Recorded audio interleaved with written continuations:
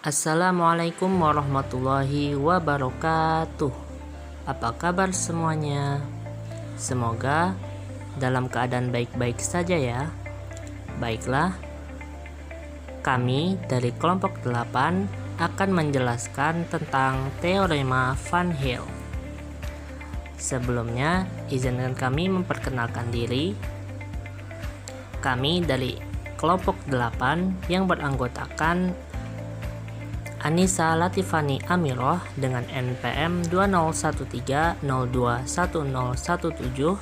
Yang kedua, Aulia Syahalda dengan NPM 2053021007. Yang ketiga, Lutfiatul Aulia Nuraini dengan NPM 2013021041.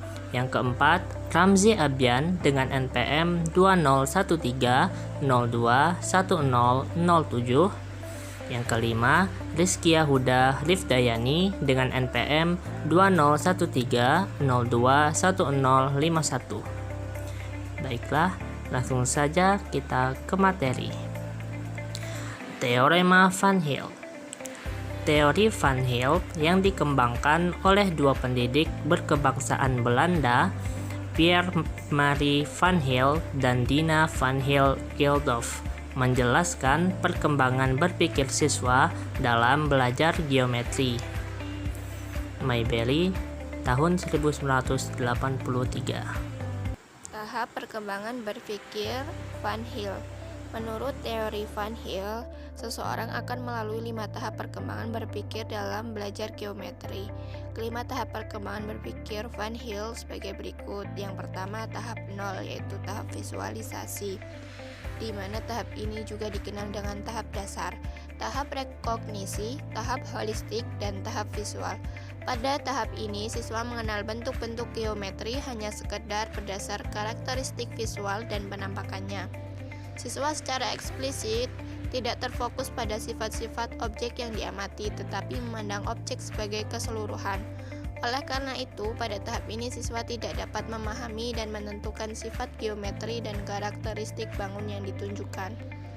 Yang kedua, yaitu tahap 1, analisis.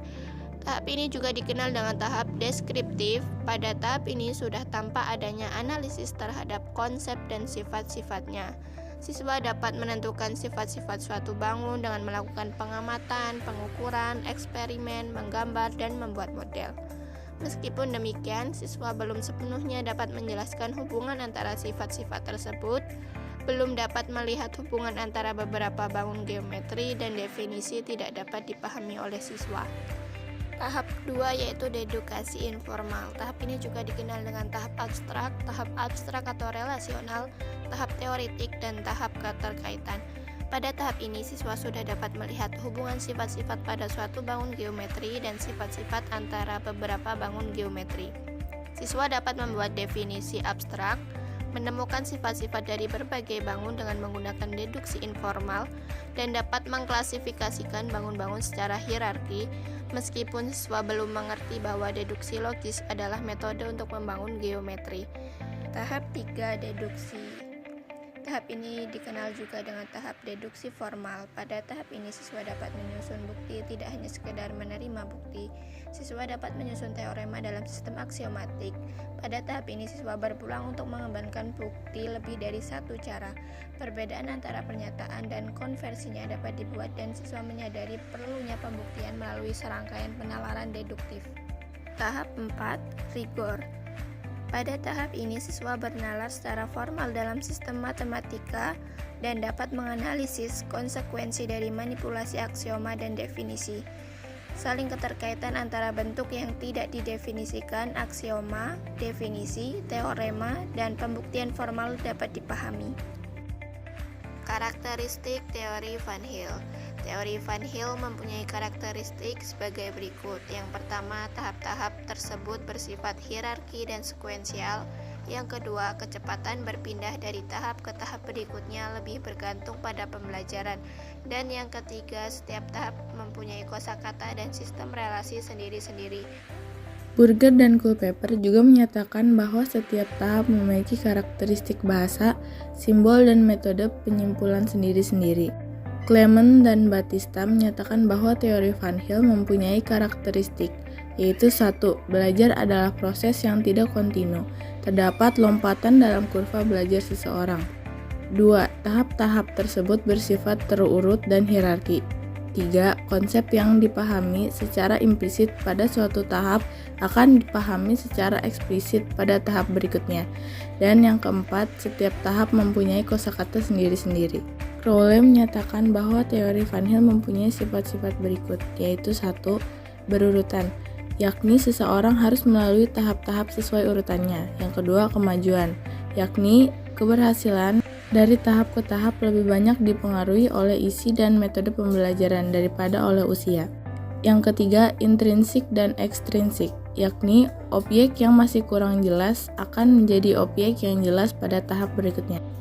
Yang keempat, kosakata, yakni masing-masing tahap mempunyai kosakata dan sistem relasi sendiri.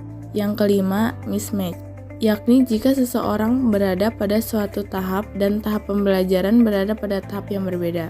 Secara khusus yaitu jika guru, bahan pembelajaran, isi, kosakata, dan lainnya berada pada tahap yang lebih tinggi daripada tahap berpikir siswa. Setiap dalam teori Van Hill menunjukkan karakteristik proses berpikir siswa dalam belajar geometri dan pemahamannya dalam konteks geometri.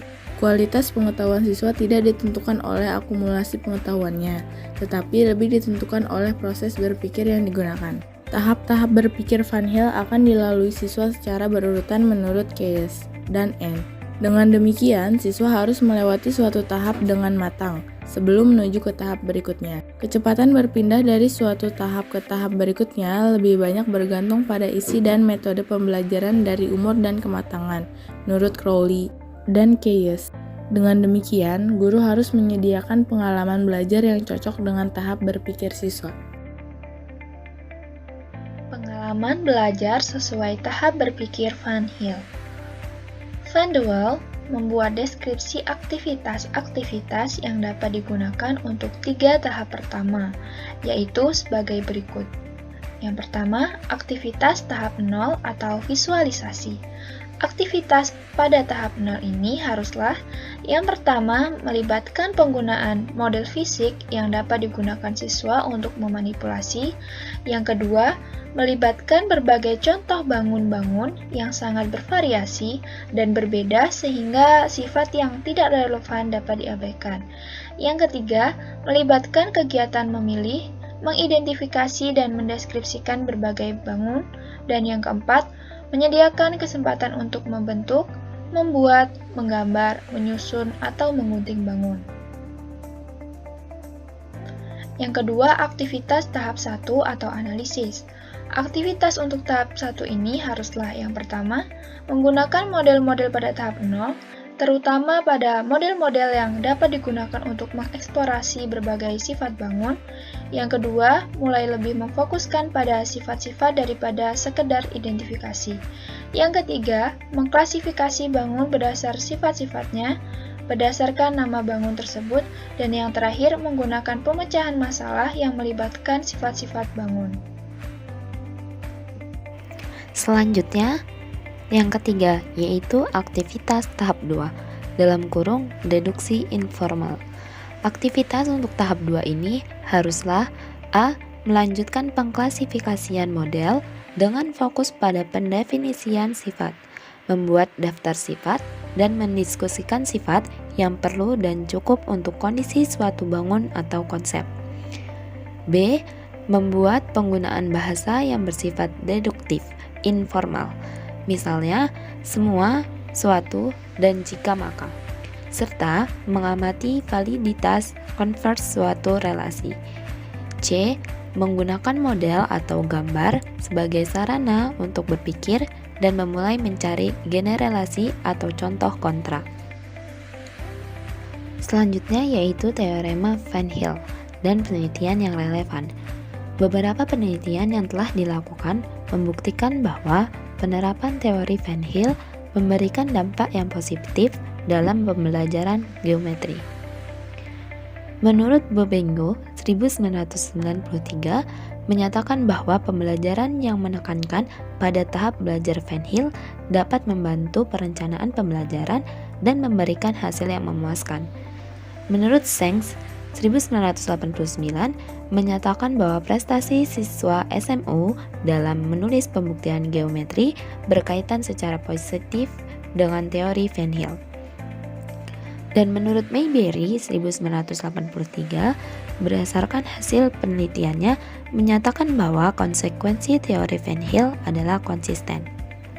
Berikutnya, menurut Barger and Shaughnessy tahun 1986 melaporkan bahwa siswa menunjukkan tingkah laku yang konsisten dalam tingkat berpikir geometri sesuai dengan tingkatan berpikir Van Hill.